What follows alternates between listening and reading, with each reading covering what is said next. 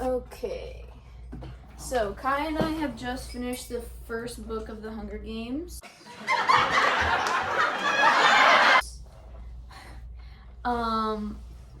How far have you, like, what do you know about the series? Have you watched all of the movies in depth? Are you aware of everything? Watched the movies, but not in depth. I've kind of barely paying attention. Yeah. They were kind of there. And that was a How while long ago was the last time that you watched the movies, do you think? 2 or 3 years. 2 or 3 years? Okay, so you're kind of aware of where this series goes as far as the films progress. But I just kind of wanted to bring that out into the open and ask you if you had any notes on the differences between the books and the movie, or like the first book and the first movie. Any differences that you notice right away? Well, the cornucopia definitely was the first thing that came to mind, because in the book it had it was golden and it had grooves like a cornucopia, but in the movie it was like a silver flat object, difficult to climb. Yeah, kind of sharp angles to actually get up in a hurry. Any other differences that come to mind at all? Because I had one that I was thinking of. For example, the differences between book Katniss and movie Katniss. Is there any that come to mind there specifically? Yeah. Book Katniss is more aware of the Capitol's evil doings and how to prevent those evil doings happening to her family and her. Right. She's smarter with what she says and does. But movie Katniss is more oblivious to. I would agree with that statement. Movie Katniss definitely has a tendency to sort of end up in situations and just not know how she got there, and kind of she kind of acts impulsively and is unaware of her surroundings and like you said, the evil doings of the Capitol. But book Katniss has this way of she knows how it works. She understands the manipulation of the Capitol, and yet she just sort of just doesn't say the right thing at the right time, because again, she's a teenager and she doesn't know how to change the world and how to operate in front of millions of people in spaces like that. And then also with the threat of your life sort of hanging in the balance of it all, the pressure of that to sort of expect these teenagers, 12 up to 12 years old to 17 or 18, that it's a bit much to expect on them. And it's crazy that PETA is able to thrive in that setting at all. I'm not exactly surprised that Katniss wouldn't do well in that setting. I don't think most people would. But let's get into the first real question. In the book, violence and entertainment. What shocked you the most about this book and the premise of it? What's the most shocking part? It's just so gruesome. It can happen at any time. You can just get shot in the back out of nowhere. You could be eating a berry like that one girl, and she's just out. She's out of the game. She's dead. Not just out of the game, you're gone forever. Yeah. From existence. What important points are made about violence and its effects on society? I'm not sure how to answer that. Think about society and violence overall. Do they glorify it? Yeah. Do you see any violence in media, that kind of thing? Not just glorifying it, but also this sort of idea that someone is lesser than to you, so that you're able to enjoy this spectacle. The people in the Capitol watching down on them, and the careers from 1 and 2 that trained their whole lives for this and are better. That's a good example of the districts glorifying it too, because it's not just the Capitol or the capital people. It's also a little bit trickled down into the districts. Yeah. There's not so much of that once you get to like 11 and 12, because they're getting the brunt end of everything. I mean, 12 has only ever had two winners up to this point, and one of them is Haymitch, and that sort of situation kind of causes them to like really think about the downfalls of being in this society. Violence with children especially. So it's not even just like, oh, the Hunger Games exist. It's also that it's the children of these people that are just getting killed by other children. Yeah. This story is set in the future of America. When Katniss speaks of her ancestors, she refers to us, as Americans. What happened to North America, do you think? I thought it was nuclear warfare, no? There maybe, yeah, it could have been nuclear, but how did we get to that point, How might have we contributed to the destruction of everything? Well, global warming. Okay, yeah, that also changes the physicalness of like the entire landscape of the country. And it naturally moves around a bit. Like it used to be Pangea. How far in the future is? Far enough. Far enough. Yeah, no, it's set in the future. I feel like maybe we also sort of contribute to this idea of the destruction of what we know today as like the United States, and that we continually make bad decisions as far as government is involved. And I think I have another question later. Does education have anything to do with the system of oppression? What do you mean by the system of oppression? Just like let's say specifically in this book, in this world, like let's not even like our world. Let's talk about education specifically in District 12. Does she mention it at all? She mentions it partially, but not to the extent you're looking for. She at some point does mention that for the most part what they're taught is specifically stuff related to coal mining. Yeah. And it's like preparing them for this specific job in this specific region that you're not going to be doing anything else of. There's no such thing as higher education here. It's just you're just learning about digging for coal, and that's about it. Does education have anything to do with the system of oppression here? Does that help benefit the capital in power? Yeah, I mean, they're not even allowing you to choose a different path and like build yourself up to gain access to the capital. You're stuck in District 12 or whatever district you're from until you die. Right. Or you win the Hunger Games. There's also this sort of idea of education causing these people to not be able to think of even rebelling almost. Like there's obviously thoughts and sparks of rebellion, but they're not educated about history, in that like, oh, rebellions have happened all throughout time, and the little guy has won before. Like they're not taught these like inspiring stories of people rebelling against the nation, or they're not taught like, oh, people have known this kind of freedom. Like when Katniss goes to the Capitol, she's sort of just like awestruck about how these people actually live, because she couldn't have even fathomed this level of like gluttony and like life.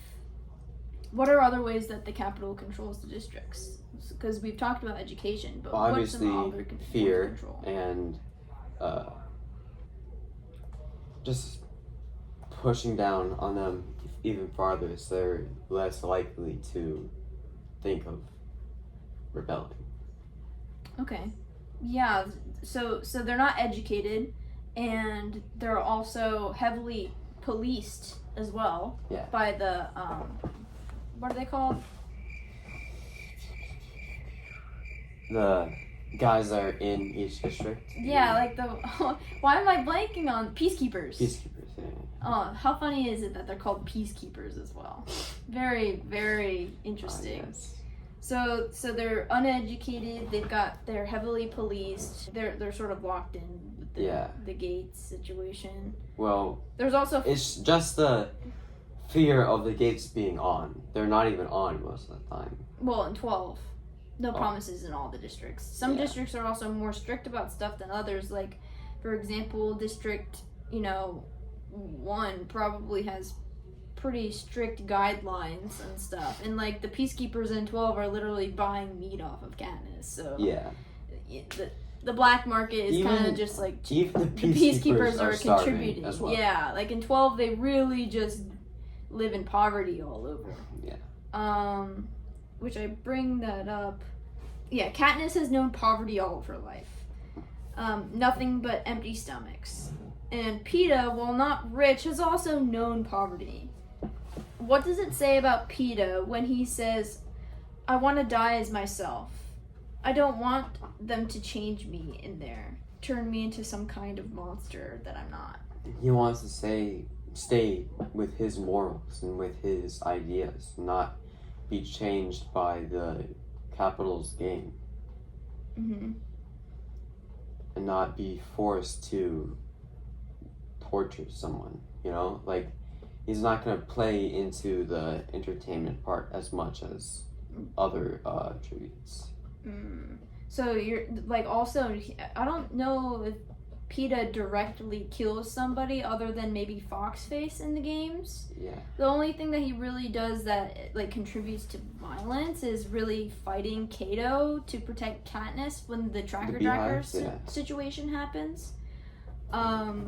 And when he says that I want to die as myself and I don't want them to change me, it's a really interesting thing, because later, something you don't know about yet, because it happens in Sunrise on the Reaping with Haymitch, is he says something very similar in that he doesn't want the games to change him, but he also wants to say something. Like, he wants his death to mean something if he dies. And Peeta also sort of gets on that track as well. Like, he doesn't want to just die and just be dead. Like, he wants his death to be like a thing.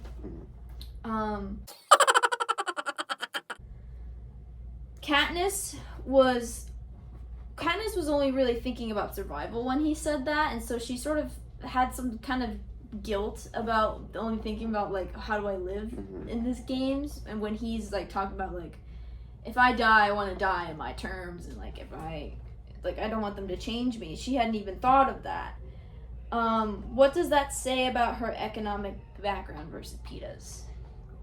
She definitely has been fighting all of her life. Well, Peeta has the chance to be doing like what he wants to. He not exactly wants to, but yeah. Well, like, keeps his ideas. And Katniss just doesn't really have a chance to do that. She's constantly fighting for her life. Right, so like the survival aspects has been like at the forefront of her brain her entire life. She's in charge of keeping her entire, what's left of her family, alive since she was a child.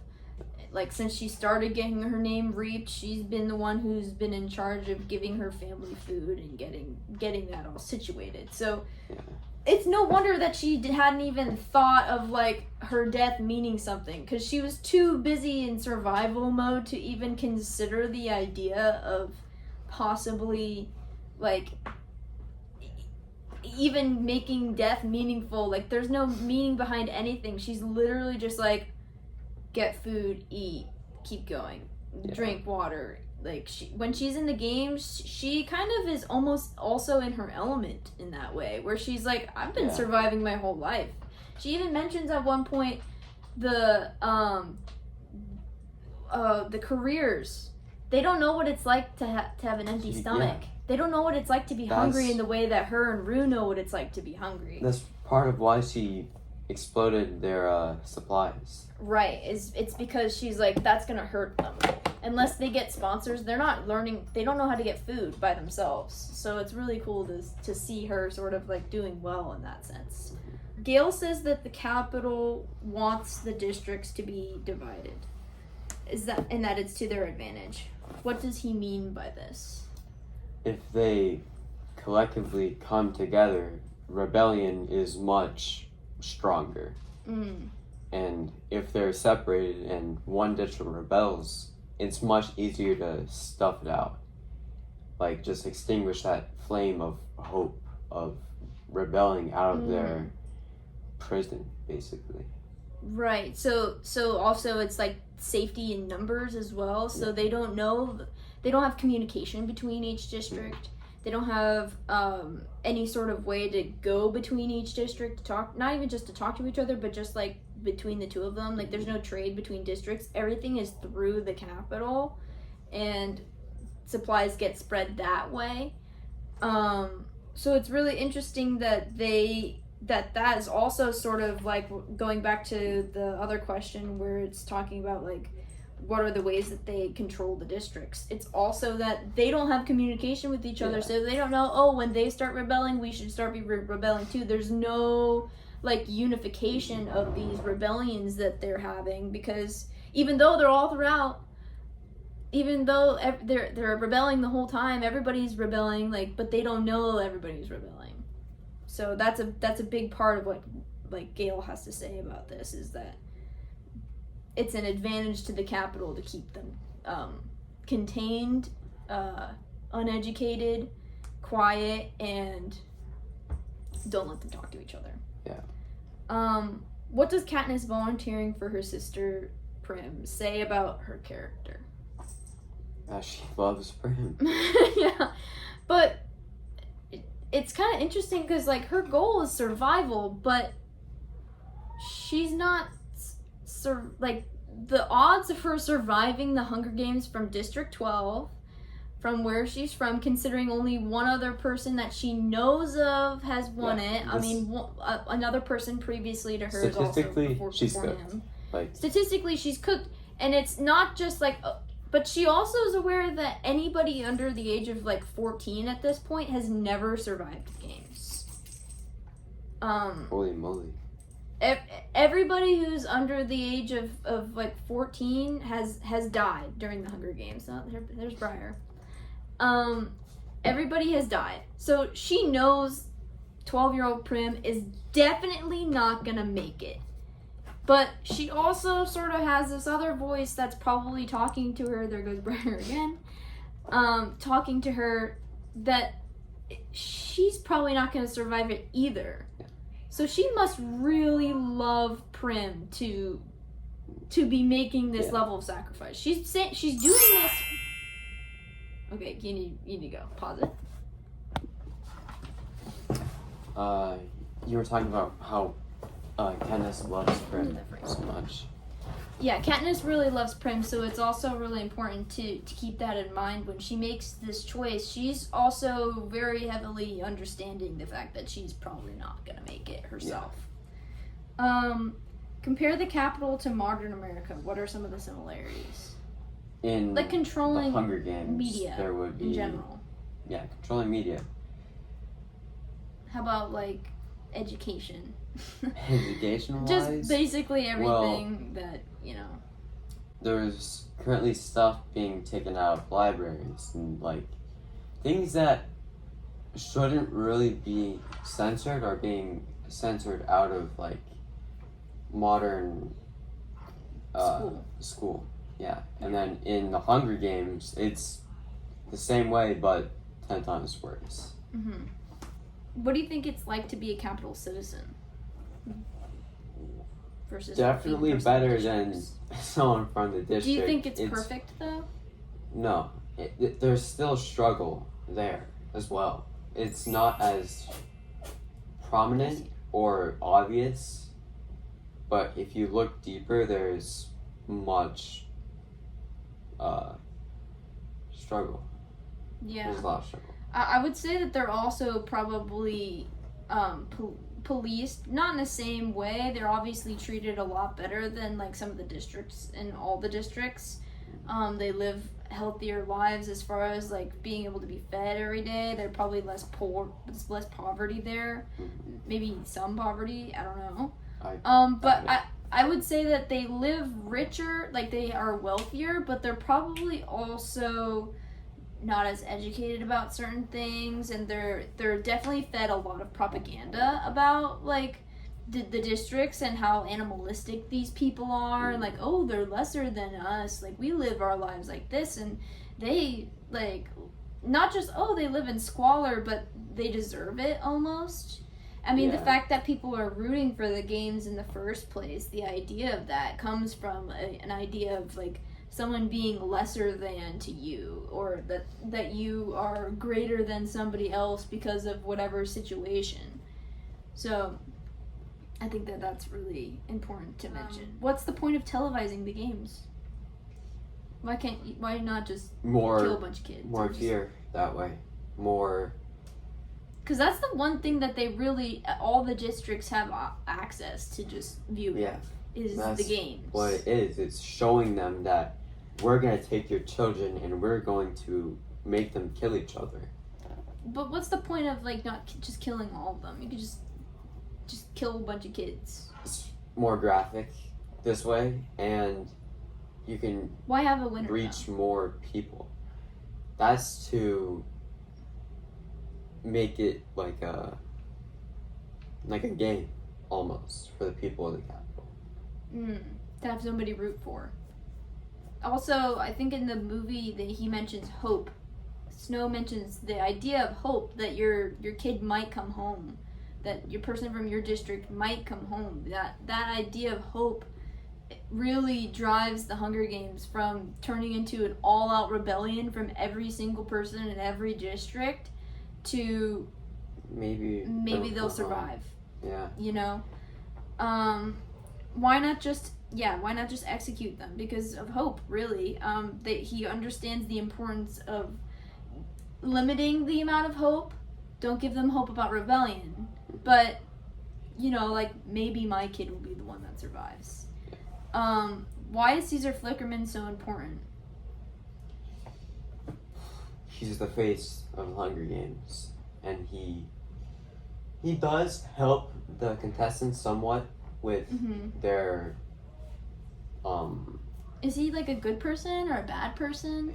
In comparison to the other people in the capital, he is a good person. Okay, I think that's fair. I would say he's also kind of a bad person though, because he's sort of like spreading this idea of like how entertaining this is, and he's feeding into it so heavily that he has this show based around it. So I think that that's pretty interesting. But no. Yeah. I agree. Yeah, he's not a good person, but he's also not the most evil of this whole thing. But he's definitely feeding into this really bad system, and he's also making it more powerful by televising it and making it extremely popular. Yeah. Yeah. Okay, you gotta go to your thing. Bye.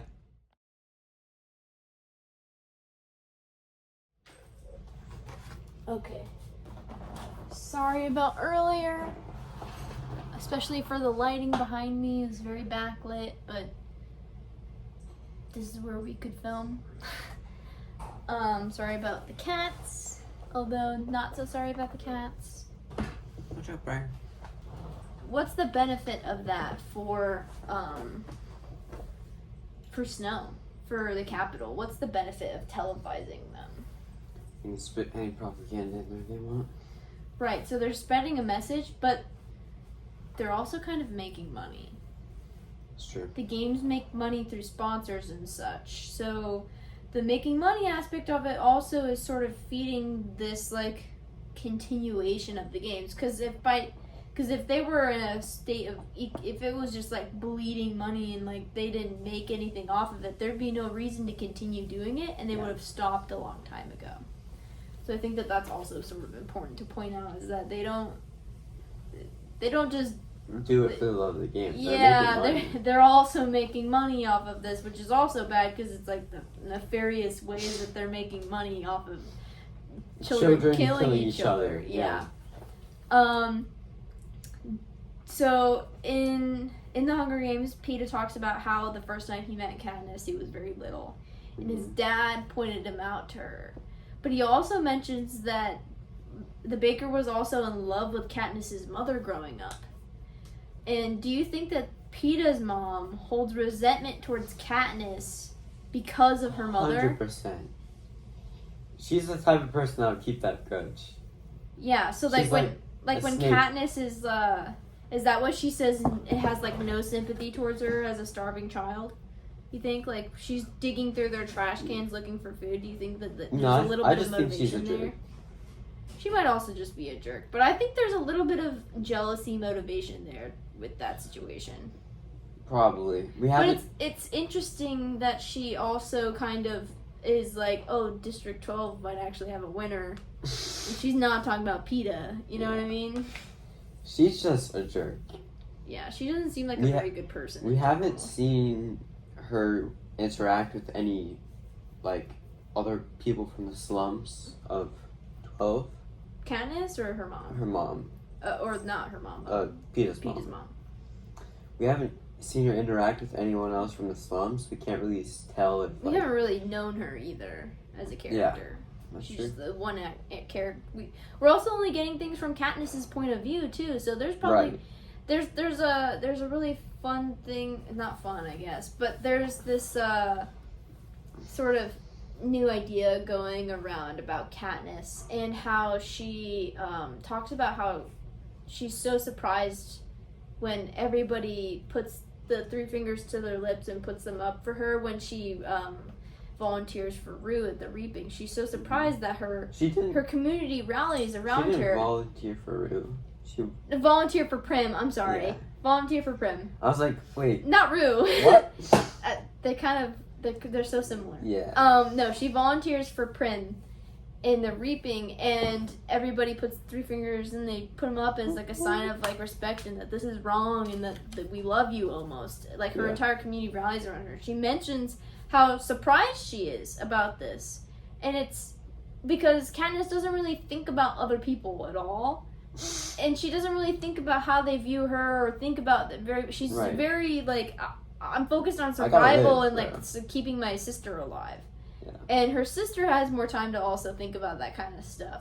And everyone around her, for the most part, has time to think about this stuff. But Katniss is busy with other things. Yeah. So she's a little bit of an unreliable narrator in that sense because she's like, I'm so surprised that all these people love me, but she's been feeding half of District 12 with her game. She's been a little kid, like, honorably trying to keep her family alive. Mm-hmm. She's made friends with multiple people in the black market area, and she's, sold her game to about everyone at this point. So everybody there cares about her, and so she kind of doesn't recognize that, but it's true. And so there's things that happen throughout these books that are like, bro, like, how did you not see that coming? Like, Katniss, you're kind of oblivious to this a little bit, and that's one of the things of Katniss being oblivious, even in the books, is of people caring about her, and it's because she's kind of awestruck by it. It's like,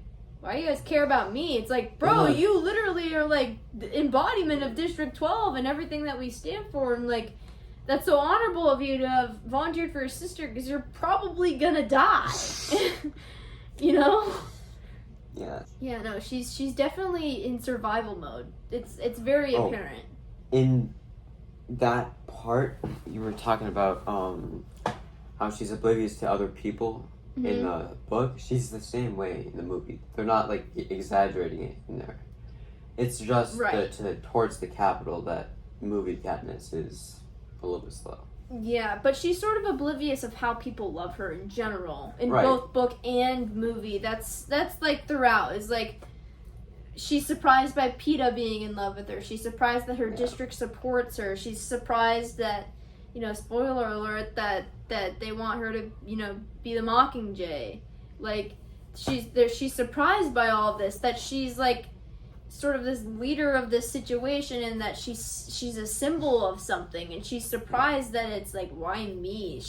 And I think that also sort of speaks to the fact that she's just a person. Yeah. There's nothing about her that's special. She's not like Harry Potter or Percy Jackson, where she has innate powers within her that she's that just haven't like reached into yet. She's just good with a bow and arrow. Good with a but from survival. Yeah. And she literally is just she's just a girl. She's just a kid. And so it's sort of like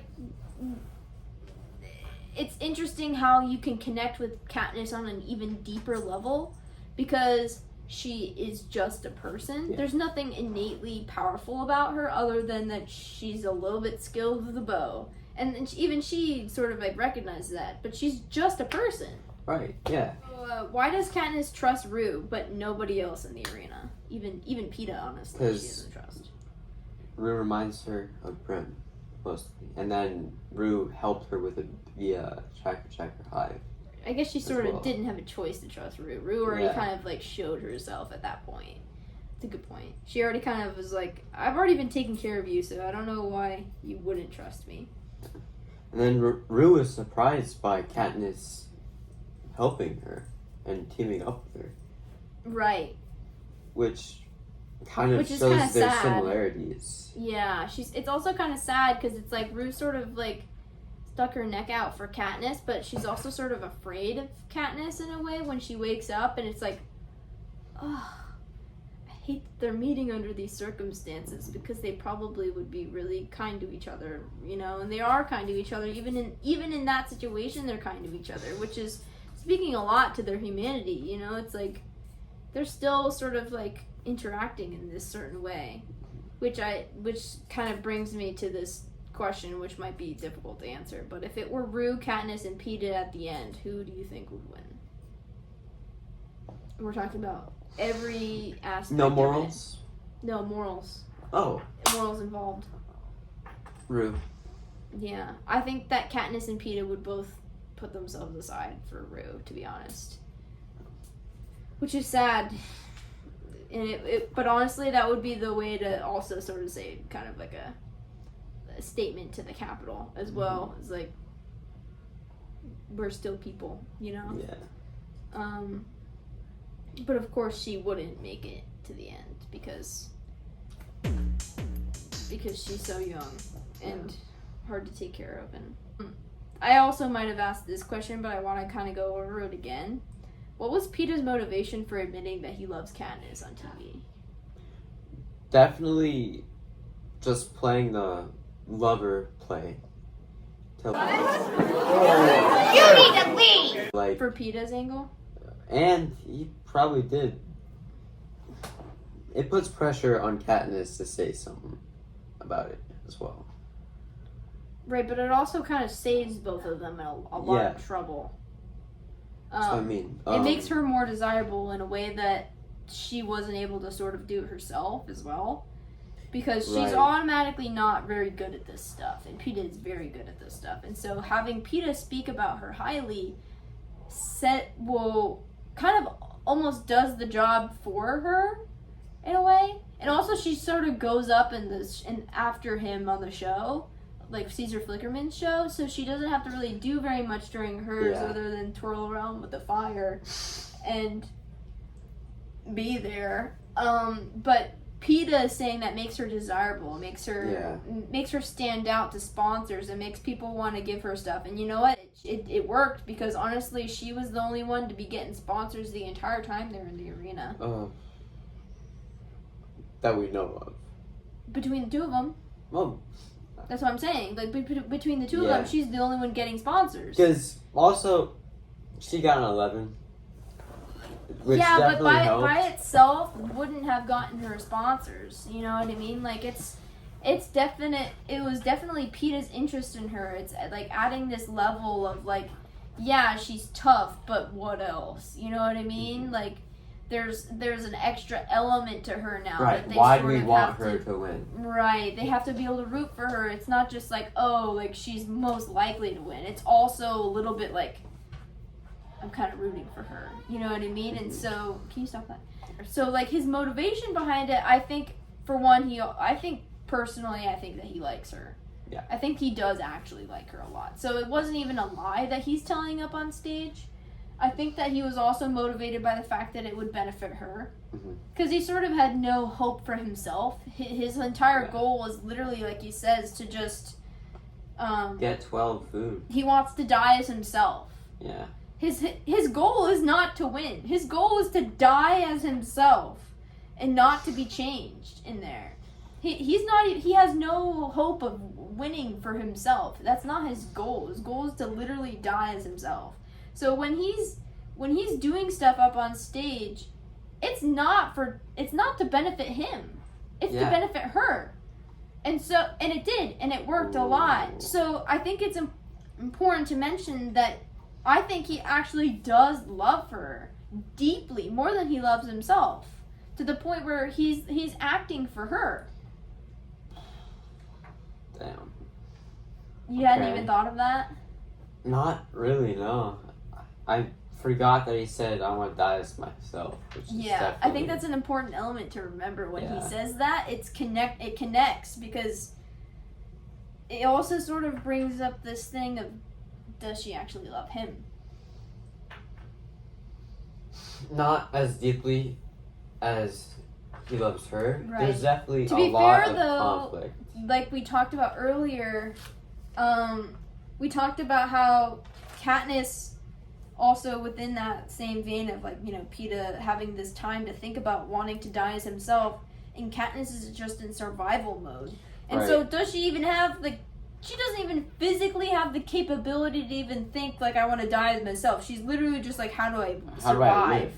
How do I survive? Right, because that's all she's ever known. That's what she's programmed herself to do. Peeta has been able to consider and think. He's been able to program himself. She was forced into that programming. Right, exactly. And so he's sort of able to, like, sit with himself and consider being in love with somebody from an even young age, because his belly's full and he's not having to think about keeping his whole family alive. I mean, when the bare minimums are met, you have a little bit of time to think to yourself. Yeah. And within that little bit of time, he was thinking about Katniss. And Katniss sort of, she might be in love with Peeta, but she's literally been starving her whole life, and she's never even had the opportunity to even, like, think about anything even close to that. So it's like, yeah, she might have empathy for him, and she might even love him, but, like, who knows? Because she hasn't even had time to sit with herself. She's been in the hunger. The first time she hears about it, also, she's been starving her whole life, working her whole life, and then the one time she has time to actually know about this is in the Hunger Games, when she's fighting for her life. Right. Again. And so now now the first time that she ever actually gets to sit with herself and do all of this is on the train home. And he sort of gets kind of mad at her for not 100% being in it. And it's like, I don't like that part. I don't like that Peeta does that, because he's sort of, like, putting this pressure on her to, like, love her and love him. And it's like, I know that your feelings are for her are so deep and that you've loved her forever, but it's also like, you gotta give this girl time, bro. She's just been through the most traumatic moment of her life, and her life has just been traumatic after traumatic. Thing is, give her time. I kind of understand where he is, because he doesn't really realize what she's been having to do her whole life. But he kind of does. He saved her life with the bread, you know what I mean? But he doesn't think about the time that takes for her to do. He's just sort of thinking of himself in that one moment. Yeah. And it's sort of the first time he does that, too, because he's also kind of been thinking for her up until they won. And it's like, well, now that I won, what do you actually think about me? Yeah. Now that we're in this situation where it's like, we just have to love each other on camera, but do you actually like me? And she's like, this is the first time where I'm going to get food every day. Like, now that she's won, she's going to be getting benefits for winning. And so now her and him are kind of, like, in this situation of having to figure it out. And she's like, I've had 5 minutes. Give me some more time. And so maybe, like, in Catching Fire, we will figure out Like, Yeah. okay, when she gets a little bit, maybe she gets a little bit more time. We don't know, but you kind of already know a little bit that she doesn't exactly get that time to think about it. It's really like when she finally gets to sit down with herself, she can figure it out. But it's like, right. She just can't sit down with herself. right, there's no time to just sit down with yourself and think about it, you know? So, that's, you know, that was all my questions. Do you have anything that the book sort of brought up for you that kind of sparked an idea? You don't really talk about Gail too much. Was there anything about Gail specifically that you kind of like had thoughts on? She likes him. She does. She's lying. I think on some level she's just had more time with Gail as well. Yeah. So she's just had so much time with Gail that she's just sort of comfortable in her space with him. They've been working together so long, so there's this trust and connection between them, and she hasn't really had the time to think about the romantics of it, but she has sort of had the time to like consider the fact that she trusts him and knows him very well, because like she just finally trusts PETA. By the end of the games really just brought that up, you know? Like, the first half of the game, she thinks he's still trying to kill her. So it's like, she really just now was getting to know this guy. Whereas Gail, she's known for so long, and there's just like this long-standing thing with. But he also kind of like shows himself in some ways. So it's kind of like, what's going on here? Yeah, like Gail kind of in book 1, Gail's a little bit on Katniss's books as far as trust is concerned. She trusts Gail far more than she trusts PETA. Yeah.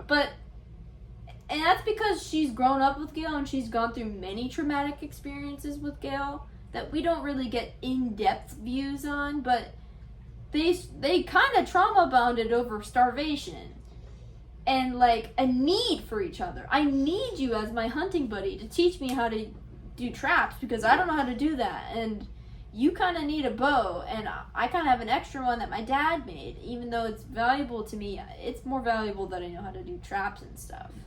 So it's kind of like it's more of a trade going back and forth, and she's established this long-standing trade like between her and Gail of like a back and forth. And hey, if he's benefiting, then she's benefiting too, and if she's benefiting, he's benefiting too. Like they keep each other's families alive.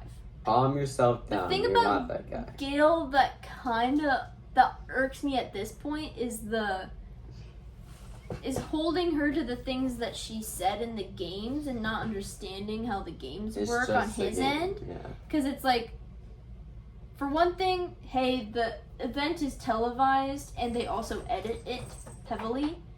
Another thing is that even though it's edited heavily, he's watching it and he's sort of he's taking it at face value when it's like, and he believes that she feels a certain way about him, but it's like, bro, like, she was just trying to survive then too, and that was just how she survived there. And he's not connecting the dots of the reality show element being also a survival tactic. He's literally only thinking how survival actually, and his view of survival has worked his whole life. And so he's also sort of coming from his own experiences. But now that Katniss has had this outside experience from Gail, she has a different perspective than him.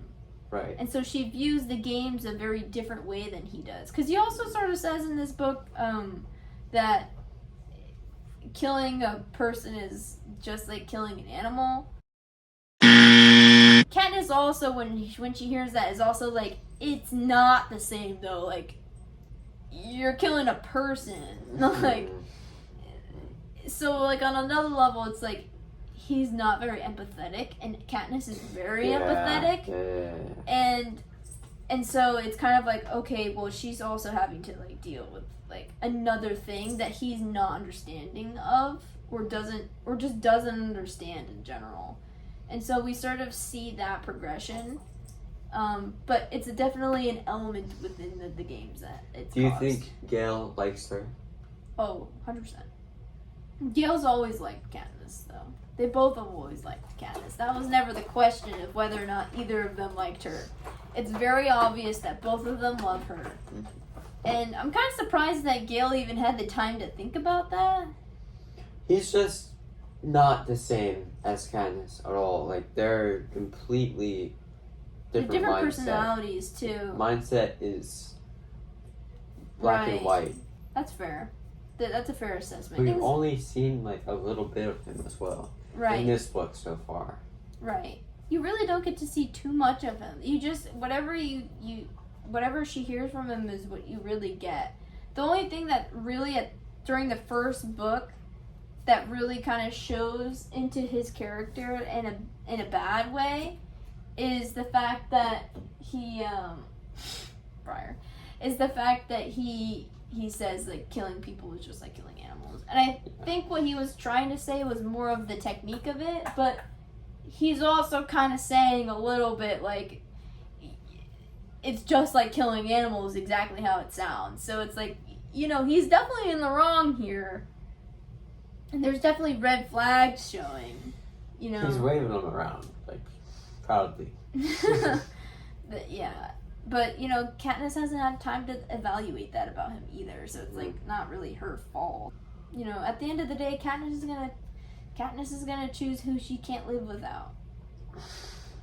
Well, on the cameras, she can't live without Peeta. Well, she will just die if she doesn't end up with Peeta, because they'll kill she literally her. can't live without Peeta. Right, so she, of course, but, like, in general, she's gonna choose who she can't live without. Yeah. Who she can't stand not being around. Exactly. And number one is Prim. Is Prim gonna be okay? Okay, yeah, she's gonna be okay if I go into the Hunger Games. Gale's gonna take care of her. The Baker's gonna take care of her. Prim and my mom are gonna be okay. Less so her mom. She kind of doesn't care about her mom too much. She has complicated history with her. But Prim, as long as Prim is okay, that's all she cares about. Her mom made me so mad, bro. Yeah. That not helping, not doing anything, just letting your kids starve, even with, like, the love of your life dying. Even with that. Those are your children. Yeah, they have the same emotional connection, if not a little bit less strong, with their dad. Right. That's their father. They have the same right to be doing exactly what you're doing. And Katniss was still feeding her. She was still keeping her alive, even with her, like, 1,000-yard stare into the fireplace. Right. Yeah. Yeah, you can't shut down when you have children. No. It should really be at the forefront of what you're thinking about. And she wasn't thinking about them at all. And that's why they ended up where they ended up. That's why Katniss is the way that she is. Like, that was a fundamental part of her development, was that her mother didn't do anything. And Katniss had to step up in order to keep Prim alive. And so that's why she's sort of not super empathetic towards her mother. And she doesn't really care. Rightfully so. Yeah. But they still live with her when she wins the Hunger Games, both of them. Same with that scraggly cat. She's like, this cat and this goat are coming with us. Alright, we'll see. Yeah. Alright, you ready to start book 2? Sure. Alright, cool. Bye.